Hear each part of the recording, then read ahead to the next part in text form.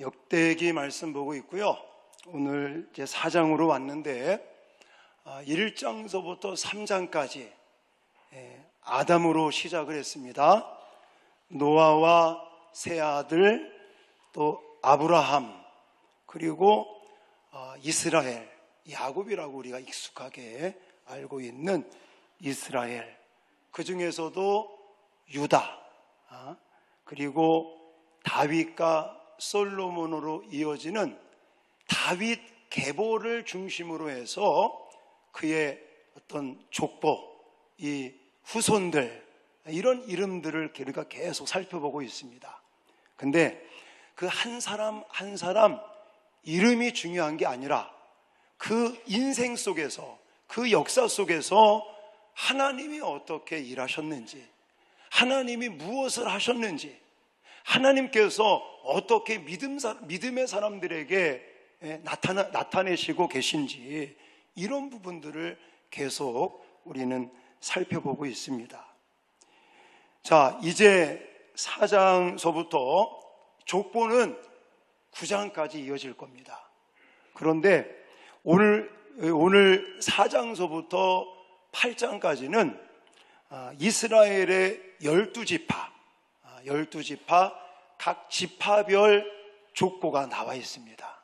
그걸 하나하나 살펴보면서 하나님께서 어떻게 일하셨는지, 또 하나님이 어떻게 역사하고 계시는지, 또 오늘날 우리에게는 어떻게 역사하실 건지, 이런 부분들을 소개하도록 하겠습니다.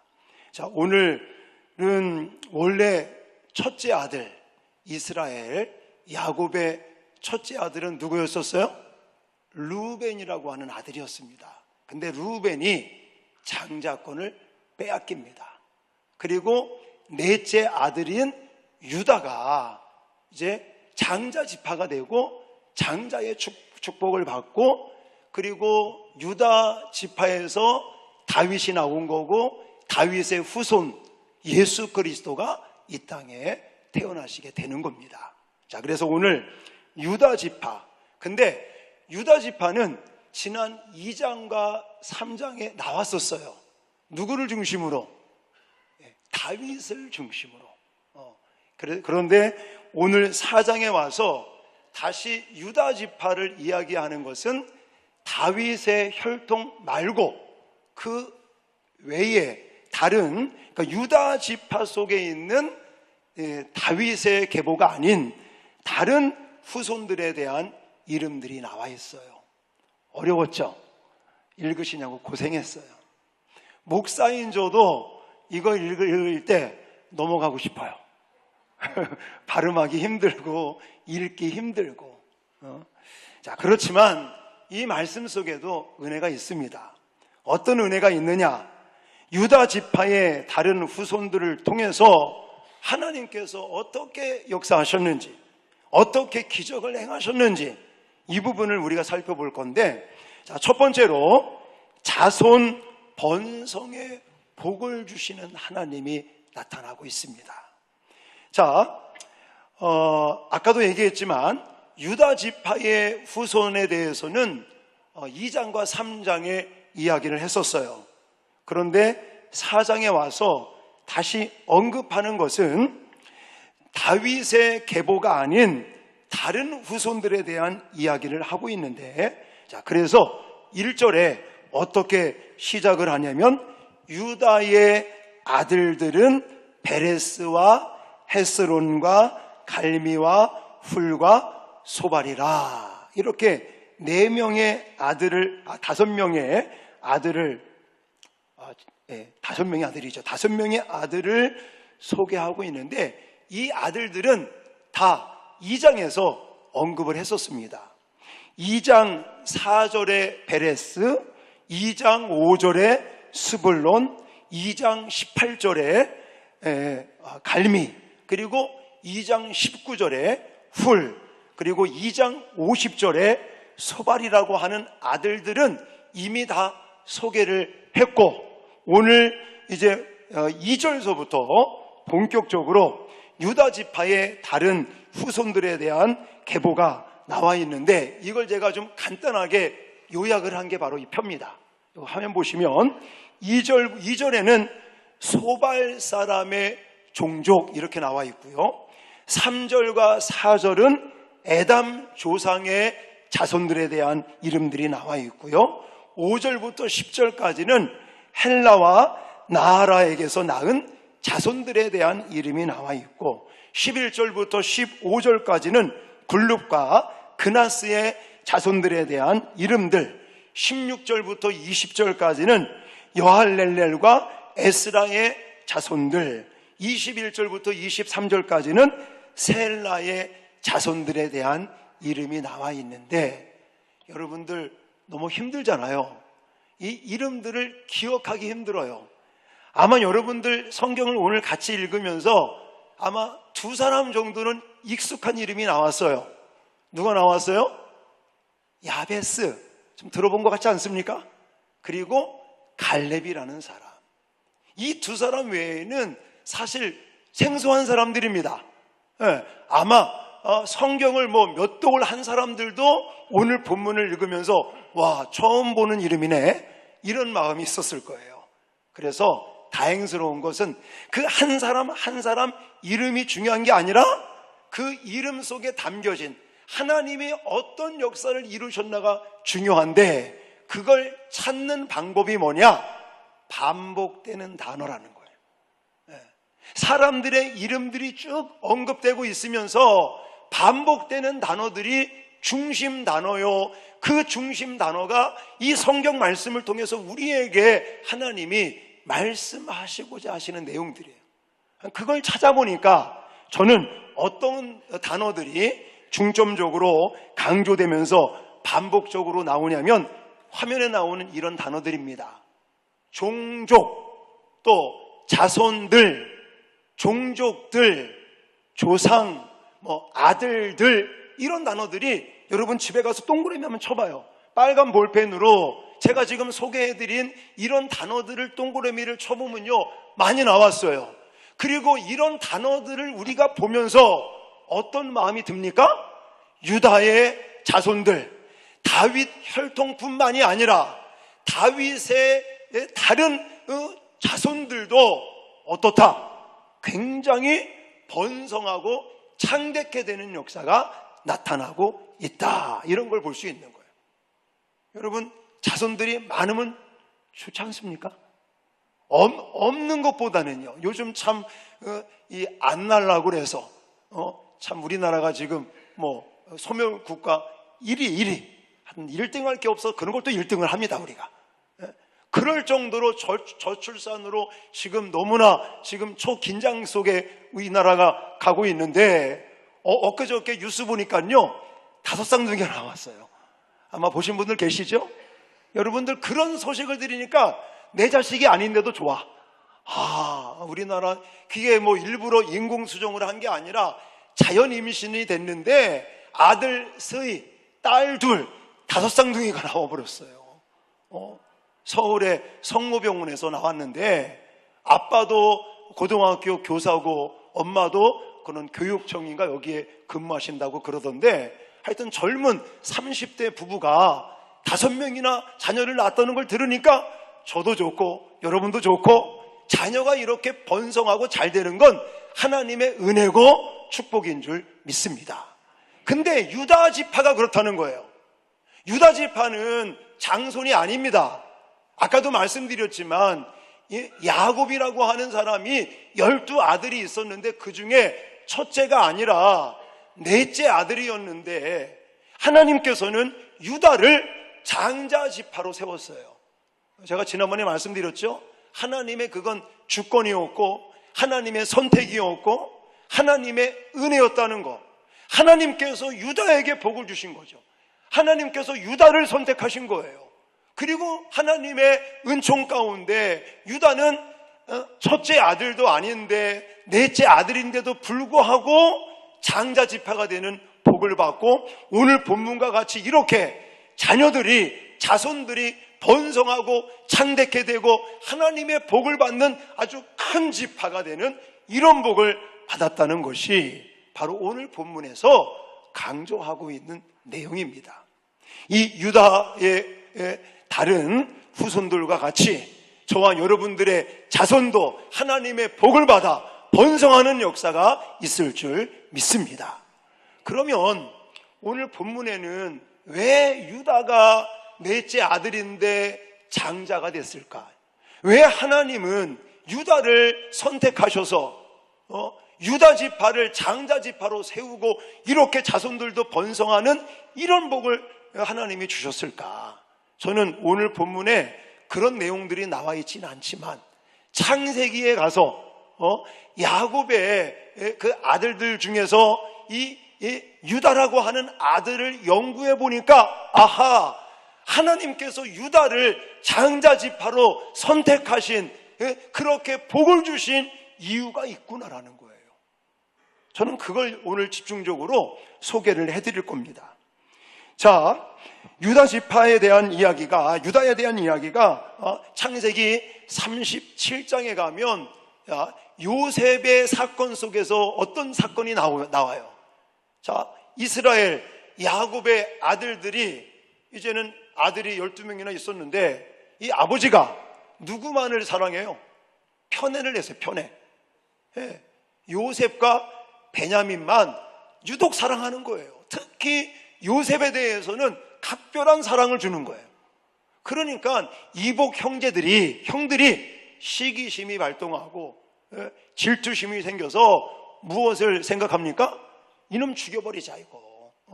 이렇게 날뛰고 아버지의 편애를 받고 우리한테 스트레스를 주는 이놈, 이거 그냥 당장 죽여버리자. 형들이 그렇게 작전을 짰을 때에 그것을 막은 사람이 누구예요? 유다가 막는 거예요. 유다가 그래도, 물론 유다도 마음에는 시기심이 생기고 질투심이 있었겠죠. 그렇지만 유다는 그래도 우리 동생인데 죽이지는 말자. 그래가지고 어떻게 합니까? 이스라엘 그 상인에게 팔아가지고 애굽의 노예로 팔려갑니다. 물론 이런 사건들이 하나님의 섭리고 하나님의 인도하심이고 하나님의 역사고 이렇게 말할 수 있지만 유다의 마음속에는 그래도 죽이면 안 된다. 죽이지는 말자. 형제들은 죽이기로 결의를 했는데 유다가 그것을 만류해서 요셉을 살린 거라고요. 자, 이런 사건들. 또 한 가지 사건이 있었습니다. 이제 요셉은 뭐가 됐어요? 국무총리가 됐어요. 형들은 이제 죄인들이 되어서 요셉의 말 한마디면 그들은 그냥 죽임을 당할 수도 있는 상황이었습니다. 그때에 이 베냐민이라고 하는 막내 동생을 볼모로 잡고 고향에 갔다 와라, 이런 일들이 있지 않았습니까? 그때에 가만히 유다가 생각해 보니까 만약에 베냐민이 볼모로 잡혀 있고 자기네들만 아버지 집에 가면 아버지가 쓰러지실 것 같은 거예요. 그러니까 유다가 이야기를 합니다. 이 막내 동생은 제발 좀 보내주시고 나를 볼모로 잡으시고 막내 동생은 아버지가 이렇고 저렇고 저러니 좀 보내주십시오 라고 그렇게 제안을 하는 걸 볼 수가 있어요. 자, 저는 이걸 왜 소개해드리냐면 하나님이 유다를 넷째 아들인데도 불구하고 장자 지파로 세우시고 오늘 본문과 같이 이렇게 다윗의 가문뿐만이 아니라 유다 지파의 다윗의 가문 외에 다른 후손들도 이렇게 번성하게 하고 하나님의 축복을 받는 이유가 바로 형제들을 향한 그래도 그 사랑의 마음, 또 품어주고 또한 희생하려고 하는 이런 모습 때문에 하나님이 유다를 축복하시고 장자의 지파로 세우시지 않은 것인가? 라는 해석을 한다는 거예요. 사랑하는 성도 여러분, 그렇지만 루벤이라고 하는 첫째 아들은요, 이 부모에게 악을 행하게 됩니다.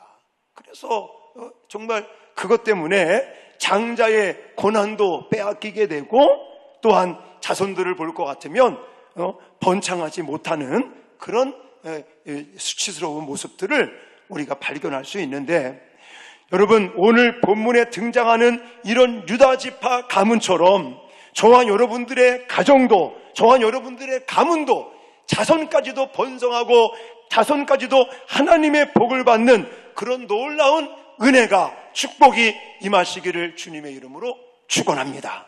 그러기 위해서는 하나님께서 유다를 선택하신 이유처럼 정말 형제들을 사랑하고 희생하고 먼저 섬기려고 하는 그런 모습으로 살아가는 사람들에게 하나님은 이런 유다 지파와 같은 복을 부어주실 줄 믿습니다.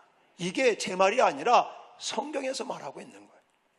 자, 신명기 7장 13절 말씀에 이렇게 말하고 있습니다. 같이 읽겠습니다. 시작. 곧 너를 사랑하시고 복을 주사 너로 번성케 하시되 내게 주리라고 내 열조에게 맹세하신 땅에서 내 소생에게 은혜를 베푸시며 내 토지 소산과 곡식과 포도주와 기름을 풍성케 하시고 내 소와 양을 번식케 하시리니. 아멘. 여기서 보니까 너를 번성케 한다. 또한 내 소생에게 은혜를 베푼다. 토지 소산, 곡식, 포도주, 기름을 풍성케 하시고 소와 양을 번식케 하겠다. 할렐루야. 이런 하나님의 약속, 이 축복의 말씀이 누구에게 해당되는 거냐? 여기 보니까 주의 말씀을 붙들고 그 말씀대로 실천하고 살아가는 사람. 그럼 하나님의 말씀, 하나님의 율법, 하나님의 계명이 뭐예요? 물론 디테일하게 아주 자세하게 그렇게 이야기할 수 있지만 하나님의 이 어떤 축복의 언약의 말씀 속에 주시는 계명은 위로는 하나님을 경외하고 하나님을 사랑하고 또 옆으로는 이웃을 내 몸과 같이 사랑하라는 강령인 줄 믿습니다. 그러므로 형제를 향해서 이웃을 향해서 유다와 같이 사랑하고 품어주고 또한 배려해주고 또 희생하고 섬기는 자들에게 하나님은 은혜와 축복을 부어주실 줄 믿습니다. 그의 자손들도 번성케 하는 복을 부어주심을 믿으시기 바랍니다. 자, 또 한 가지 유다 지파의 다른 후손들의 이런 족보를 보면서 간절히 기도하는 사람들에게 응답하시는 하나님을 전 소개해드리고 싶습니다. 자, 아까도 말씀드렸지만 9절과 10절을 보시면 우리가 잘 알고 있는 야베스라는 인물이 등장합니다. 근데 사실 야베스는요, 유명할 사람이 아닌 거예요. 사실 저도 그 전에 야베스라고 하는 이 책을 읽으면서 야베스에 대해서 관심을 갖게 됐지, 사실 그 전에는요, 야베스 어디서 들은 것 같은데 이랬었다고요. 여기 화면에 나오는 이 책 때문에 야베스라는 사람이 뜨게 됐어요. 자, 제가 이 책을 여러분들에게 소개하는 이유가 있습니다. 그 이유가 뭐냐면 이 야베스라는 이 책은요, 이게 출판하고 나서 5개월 만에 33판을 찍었던 책입니다. 그리고 세계에서, 이게 미국에 있는 세계적인 그 성경 교사인 브루스 윌킨슨이라는 사람이 지은 책인데, 어느 나라에서 가장 많이 팔렸느냐? 우리나라에서 가장 많이 팔렸어요. 그리고 아마 기독교 서점이나 인터넷 서점에 들어가면 이게 처음 나온 야베스의 기도라는 책인데, 이 책이 어린이를 위한 야베스의 기도, 주부들을 위한 야베스의 기도, 청소년을 위한 야베스의 기도, 또 아버지들을 위한 야베스 기도, 이래가지고 어마어마하게 찍어냈습니다. 그리고 많이 팔렸어요. 아마도 제가 추측컨대 디모데라고 하는 출판사가 이 책 때문에 빌딩을 샀다는 그런 어떤 이야기도 있을 정도로 그렇게 엄청난 책입니다. 근데 이 책이 제가 봤을 때는 이 기도학적으로 이 책을 봤을 때 이 책은요, 이 기도에 대한 것을 그렇게 바람직하게 가르치고 있지는 않습니다. 왜 그러냐? 10절을 보세요. 자, 10절 한번 같이 읽겠습니다. 시작. 야베스가 이스라엘 하나님께 아뢰어 이르되 주께서 내게 복을 주시려거든 나의 지역을 넓히시고 주의 손으로 나를 도우사 나로 환난을 벗어나 내게 근심이 없게 하옵소서 하였더니 하나님이 그가 구하는 것을 허락하셨더라. 아멘. 여러분, 우리가 기도에 대해서 배웠잖아요. 주기도문을 배웠잖아요. 이런 거 배울 때 어떻게 배웠어요? 먼저 하나님의 나라, 하나님의 의, 하나님의 뜻을 구해라 이랬어요. 이게 좋은 기도고, 이게 바람직한 기도고, 이게 수준이 있는 기도다. 근데 지금 야베스는 무엇을 강구하고 있어요? 이게 옛날 성경이 더 마음에 와닿더라고. 옛날 성경. 네? 한번 띄워줘 보세요. 네. 원컨대 주께서 내게 복의 복을 더하사 나의 지경을 넓히시고 주의 손으로 나를 도우사 나로 환난을 벗어나 근심이 없게 하소서. 좀 가만히 기도의 내용을 보면 되게 현실적인 기도, 인간적인 기도, 그저 육신적인 기도, 이거에 지금 치우쳐 있는 게 사실입니다. 물론 그게 아니라고 해석하시는 목사님들도 계십니다. 그 말도 틀린 말은 아니에요. 그러나 우리가 이걸 해석하는 여러 각도가 있지만 그래도 이 내용에 있어서는 굉장히 인간적이고 현실적인 어떤 복을 달라, 또 지경을 넓혀달라, 또 주의 손이 나를 도와서 환난에서 벗어나 근심이 없게 해달라. 이건 완전히 인간적인, 육신적인, 세상적인 이런 현실에 필요한 것들을 구하는 기도라고 말할 수 있어요. 그래서 어떤 목사님들은 이건 수준 낮은 기도야, 이런 기도하면 안 돼, 라고 말씀하시는 분들도 계십니다.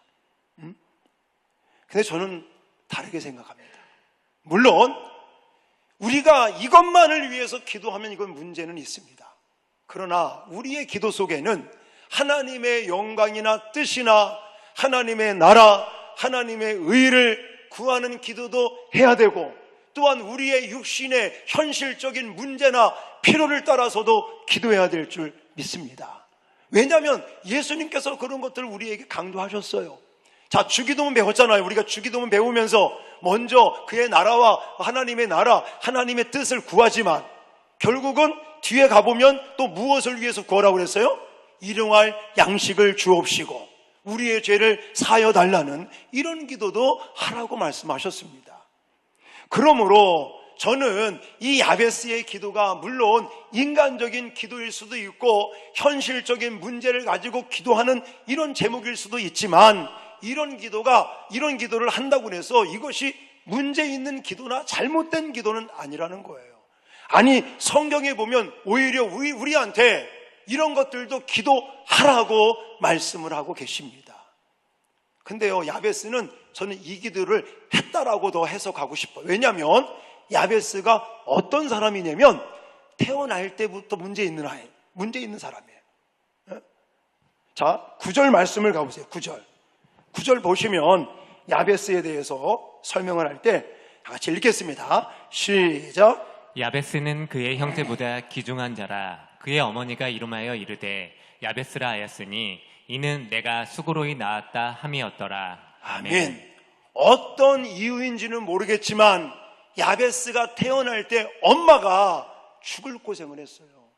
수고로이, 아마도 죽다가 살아나면서 낳은 것 같아. 어떤 이유인지는 모르겠지만 수고로이 낳았다, 죽을 뻔했다, 이런 뜻을 가지고 있거든요. 엄마가 날 때부터 문제가 있던 아이예요. 근데 이런 사람이 앞에 어떤 수식어가 붙냐면 형제보다 뭐한 자? 귀중한 자. 옛날 성경에 보면 형제 중에 존귀한 자다, 이렇게 설명하고 있어요. 저는 어떻게 해석하냐면 야베스는 날 때부터 엄마가 죽을 뻔한 거예요. 정말 너무너무 힘들게 수고로이 난 아들이에요. 근데 그런 아들이, 문제 있는 아들이 어떤 사람으로 바뀌느냐? 기도하는 사람으로 바뀐다는 거예요. 그러니까 자기가 가지고 있는 문제 때문에 하나님께 엎드리고 기도하고 이러다 보니까 기도하다 보니까 하나님이 이 사람을, 문제 있는 사람을 어떤 사람으로? 존귀한 사람으로 세운 것이다. 저는 그렇게 해석을 하는 거예요. 왜 그런지 아십니까? 여러분, 기도라는 게 뭐예요? 하나님과 만나는 거예요. 하나님과 교제하는 거예요. 하나님 어떤 분입니까? 거룩하시고 존귀하신 분, 존귀하신 분, 거룩하신 분을 만나는 사람들은 존귀한 사람이 되지 않겠습니까? 그래서 저는 이 본문을 어떻게 해석하느냐, 원래 야베스가 태어날 때부터 문제 있고 힘든 그런 인생으로 태어난 사람이지만 하나님께 자기가 안고 있는 문제를 해결해 달라고, 복을 달라고, 정말 이 환난을 벗어나게 해달라고 기도하면서 정말 존귀하신 하나님을 날마다 만나는 기도의 사람이었기 때문에 하나님은 이 야베스를 어떤 사람으로 세웠다고요? 존귀한 자라고 그렇게 세워주신 것이다 라는 거예요. 자, 어쨌든 야베스는요, 하나님 앞에 기도하는 사람으로서 존귀한 자로 세움을 받습니다. 그리고 저는 이런 문맥적인 것을 볼 때에 야베스는 그냥 대충 기도하는 사람이 아니었었어요. 왜냐? 여러분 10절에 나와 있는 아레어라는 단어, 야베스가 이스라엘 하나님께 아레어 이르데라는 아레어라는 이 단어는 카라라는 단어를 쓰고 있고요. 이 카라라는 단어의 뜻은 다급한 것을 요구할 때 관련된 단어라는 거예요. 그러면서 부르짖는다라는 뜻을 가지고 있어요. 부르짖는다. 그러니까 지금 야베스가요, 날 때부터 어떤 문제가 있었던 거죠. 힘든 게 있었던 거죠. 그러니까 야베스는 시간만 있으면 존귀하신 하나님 앞에 엎드려서 자기의 다급한 문제를 가지고 기도하고 또 기도하고, 내게 복의 복을 더하시고 나의 지경을 넓혀주시옵시고, 또 나를 주의 손으로 보호하시고 또 주의 손으로 나를 내게 복을 주셔서 모든 환난에서 벗어나게 해 주시옵소서. 이런 기도를 간절하게 기도했더니 하나님이 이 기도를 어떻게 했다? 응답하셨다라는 거예요. 할렐루야. 이런 야베스와 같은 사람들도 나면서부터 문제 있는 사람이었는데 존귀하신 하나님 앞에 기도하고 기도함으로 하나님의 복을 받는 이런 자손들이 있었다는 것이죠. 사랑하는 성도 여러분, 하나님은요, 우리가 물론 믿음 생활 잘해서 천국 가고 하나님의 자녀로서 은혜의 삶을 살기를 원하시기도 하시지만, 저는 우리 하나님 아버지는요, 우리가 이 땅을 살면서도 정말 하나님의 복을 충만히 받기를 원하시고, 그렇게 세상에서도 당당하게 사람들 앞에 정말 하나님이 어떻게 복을 주시는가 봐라 라고 이야기하면서 당당하게 살다가 천국 오기를 저는 바라실 거라고 생각합니다. 여러분 그렇게 생각하지 않습니까? 아버지라고 그래요. 우리 아버지, 하나님 아버지. 아버지는요, 자녀들이요 잘 되기를 바라는 거예요. 제가 새벽 예배 때 부탁을 드렸지만 우리 큰아들이 카페를 차린다고 그래가지고, 아이고, 사실 엄청 걱정을 많이 했어요. 왜냐하면 부산에도 지금 한 집 건너 카페들이 있어요. 그리고는 진짜 초대형 이런 카페들 외에는 참 카페가 힘들다고 그래. 카페 차리면 뭐 1, 2억 깨지는 건 그냥 기본이고, 그러다가 월세 못 내고 막 이러다가 뭐 1년, 2년 버티다가 그냥 문 닫고 하는 이런 카페들도 얼마나 많아. 그걸 제가 듣고 또 알고 있기 때문에 큰아들이 아버지, 제가 카페를 이제 시작하려고 그러는데 좀 기도도 해주시고 좀 도와주십시오. 걱정이 태산이라 이거. 잘 돼야 할 건데, 또 아들 뭐 해본다고 하는데, 또 아빠도 개척 정신이 뛰어난 이제 아빠라. 그래 한번 해보자 뭐. 이래가지고 이제 해보자고 했는데 아빠로서 걱정이 되는 거예요. 걱정이. 제가 이 말을 왜 하냐면 여러분들이 팔아줄 수도 없어요. 안양인데 안양? 안양까지 가실 거예요. 그래서 어쨌거나 아버지 마음이 그렇다는 거예요. 아버지 마음이. 자녀가, 아들이, 딸이 뭐 한다고 그러면 그게 잘 되기를 바라고 하나님께 복을 받기를 원하고, 그러면서 제가 그래 아버지도 최대한 기도하면서 도와줄 테니까 두 가지만 약속해라. 어쨌든 주일날은 셔터 내려라, 문 닫아라, 주일 성수하고, 그리고 수익이 생기면 하나님 앞에 11조 잘하고. 그래가지고 처음에 싸웠다니까요. 주일날 오후에 문을 열겠다는 거야 이게. 그래가지고 야 이놈아, 주일날 성수하기로 약속을 하지 않았느냐 그랬더니요, 자기는 오전에는 교회 가서 열심히 예배드리고 봉사하고 점심 먹고 오후에는 문을 여는 것을 생각했다는 거야. 그건 주일 성수 아니다. 안식일을 거룩하게 지키라는 것은 노동을 중단하라는 거다. 무조건 주일날 샷다 내려라.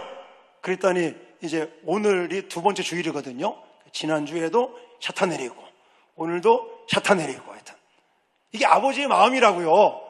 제가 뭘 말씀드리려고 그러냐면 자녀가 하나님을 잘 믿고 경외하고 믿음 생활 잘해서 또 믿음적인 본관 받을 게 아니라 정말 물질이나 육신적이나 현실적인 이런 것도 좀 하나님께 복을 많이 받아서 그렇게 잘 되기를 바라는 게 아버지의 마음인 것처럼 우리 하늘에 계신 아버지도 자녀된 우리들이 영적인 것뿐만이 아니라 현실적이고 육신적인 것, 우리의 어떤 인간적인 부분들도 잘 되고 그렇게 살다가 천국에 오기를 바라시지 않겠습니까? 저는 그렇게 믿어요. 그래서 저는요, 기도할 때 우리 성도들 아직까지는 인원수가 뭐 그렇게 많지 않기 때문에 아직까지는 새벽 시간에 우리 성도님들 명단을 가지고 올라와서 이름을 불러가면서 기도를 합니다. 그리고 이 이름을 불러가면서 기도할 때 하나님 누구 주일 성도도 잘하고 예수님 만나고 천국 갈 수 있도록 믿음을 부어달라는 그런 기도도 하지만 하나님 이 가정에 복을 주십시오. 진짜 목사로서 그 가정을 생각하고 우리 성도님들을 생각하면 하나님 좀 제발 복을 주십시오. 그래서 우리 성도들을 통해서 하나님이 어떻게 살아계시고 하나님이 어떻게 역사하시는지를 많은 사람들에게 간증할 수 있도록 복을 주십시오. 그런 눈물의 기도가 나와요. 여러분, 그게 하나님 아버지의 마음이 아니겠습니까? 여러분, 그렇다면요, 정말 우리가 하나님의 이런 복을 받고 나도 그런 복을 받고 우리의 후손들도 그런 복을 받기를 원한다면 우리가 유다 지파 사람들과 같이 살아야 될 줄 믿습니다. 우리가 기도해야 된다고요. 목사만 기도할 게 아니라 여러분들도 시간 새벽 예배 나올 수 있는 사람들은 새벽 예배 나와서 또 금요일 날 나오실 수 있는 분들은 금요일 날 나오시고 또 여러분들 주말에도 주중에도 우리가 한마음 기도회도 있고 또 중보 기도회도 있고 뭐 어머니 기도회도 있고 우리 교회 기도하는 일들이 얼마나 많습니까? 이런 기도 시간에 아니면 여러분 교회 예배당은요 24시간 문이 열려 있어요. 우리 교인 아닌 사람들도 많이들 와서 기도하십니다. 명성교회 오니까 항상 예배당 문이 열려 있어서 좋대요. 마음껏 기도할 수 있어서. 여러분, 오늘 이 야베스의 기도는 물론 그래요. 어떤 목사님들은 수준 낮은 기도다라고 말합니다. 그러나 저는 그렇게 생각하지 않아요. 이런 기도도 해야 될 줄 믿습니다. 성경에서 뭐라고 말합니까? 로마서 8장 32절을 보십시오. 같이 한번 읽겠습니다. 시작. 자기 아들을 아끼지 아니하시고 우리 모든 사람을 위하여 내어주시니까 어찌 그 아들과 함께 모든 것을 우리에게 은사로 주지 아니하시겠느냐. 아멘.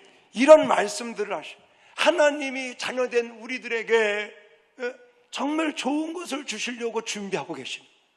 그리고 예수님도 계속 말씀하신 게 뭐예요? 구하라는 거잖아요. 찾으라는 거잖아요. 두드리라는 거잖아요. 그렇게 구하고 찾고 두드리는 자에게 하나님께서 열어주시고 찾게 하시고 또 주신다고 약속하시지 않습니까? 여러분, 악한 자라도 자식에게 좋은 것을 줄 줄 알거든 하물며 구하는 자에게 좋은 것으로 주시지 않겠느냐. 예수님께서 기도 응답에 대한 말씀을 해주시지 않았습니까? 그리고 오늘 본문에도 분명히 야베스의 이런 기도를 들으시고 10절 맨 마지막에 뭐라고 말씀하셨어요? 하나님이 허락하셨다라 했어요. 응답하신 줄 믿습니다. 야베스에게 응답하신 하나님이 저와 여러분들에게도 응답하실 줄 믿습니다. 근데 여기서만 머무르면 안 되고요. 많은 목사님들이 야베스의 기도라는 그 책을 읽고 우려하시는 것처럼 그냥 육신적이고 인간적이고 세상적인 그런 복에만 기도하는 것으로 우리는 그냥 머물러 있으면 안 되는 거예요. 이제 거기서 우리는 본문에 그런 내용들이 나와 있지는 않지만 다른 성경을 보면서 그 기도에서 이제는 더 차원을 높여야 될 줄 믿습니다. 무엇이냐? 먼저 그의 나라와 의를 구하라. 그리하면 이 모든 것을 너희에게 더하시리라. 우리가 복의 복을 더해 주십시오. 지경을 넓혀 주십시오. 또 주의 손이 나를 도우사 모든 환난에서 벗어나고 또 하나님 근심이 없게 하십시오. 인간적이고 현실적인 이런 기도만 할 것이 아니라 하나님의 의, 하나님의 나라, 하나님의 뜻을 겸해서 같이 구하면 하나님께서 이 모든 것을 더해 주실 줄 믿습니다. 그래서 저는 제안을 합니다. 여러분들한테. 여러분들 한 사람 한 사람, 여러분들이 안고 있는 현실적인 문제, 또 현실적인 인간적인 어떤 바램들, 이런 것을 기도하십시오. 그리고 거기에다가 더 플러스를 하십시오. 어떤 걸 플러스를 하느냐? 하나님, 육적인 것뿐만이 아니라 영적인 지경을 넓혀 주시옵소서. 내 믿음의 지경이 넓혀지게 하여 주시옵소서. 내가 다른 성도들보다 더 하나님 앞에 더 헌신해서 나를 통해서 믿음의 사람들이 살아나고 회복되고 일어나는 역사가, 그래서 믿음의 지경이 넓혀지고 하나님의 영광이 나타나게 하여 주시옵소서. 이런 영적인 지경이 넓혀지기를 또 아울러서 기도하시기를 주님의 이름으로 축원합니다. 사랑하는 성도 여러분, 우리는 하나님 앞에 정말 선택받은 백성들입니다. 근데 선택받은 백성들도 존귀한 자로 세움을 더 받는 사람들이 있다는 거예요. 여러분, 이스라엘 12지파가 하나님의 사랑을 받는 모든 지파들입니다. 그렇지만 그 중에 유다 지파는 더 존귀한 자로 더 하나님의 복을 받았다는 거예요. 무엇 때문에 그렇습니까? 유다가 넷째 아들인데도 하나님은 그를 선택하셨어요. 장자 지파로 세우셨어요. 그리고 그의 자손들이 이렇게 번성하는 복을 주십니다. 무엇 때문에 그렇다고 그랬어요? 형제들을 사랑하고 형제들을 위해서 희생하고 품어주고 그런 마음, 그런 모습으로 살아갔기 때문에 하나님은 유다를 선택하신 거예요. 유다 지파를 하나님이 세우신 거예요. 그리고 유다 지파 사람들에는 어떤 사람들이 있었어요? 간절히 기도하는 사람들이 있었어요. 비록 육신적인 거라 할지라도, 비록 현실적인 문제라고 할지라도 살아계신 하나님 아버지에게 정말 간절하게 부르짖어 기도했더니 하나님은 야베스의 기도를 들으시고 유다 지파에게 이런 복을 부어주신 것을 믿으시기 바랍니다. 그래서 우리들도 깨어서 기도할 수 있도록 하나님 우리를 세워달라고 날마다 정말 하나님 앞에 간구하면서 기도로 나갈 수 있는 또 그런 하나님의 기적을 체험하는 주인공들이 되시기를 주님의 이름으로 축원합니다.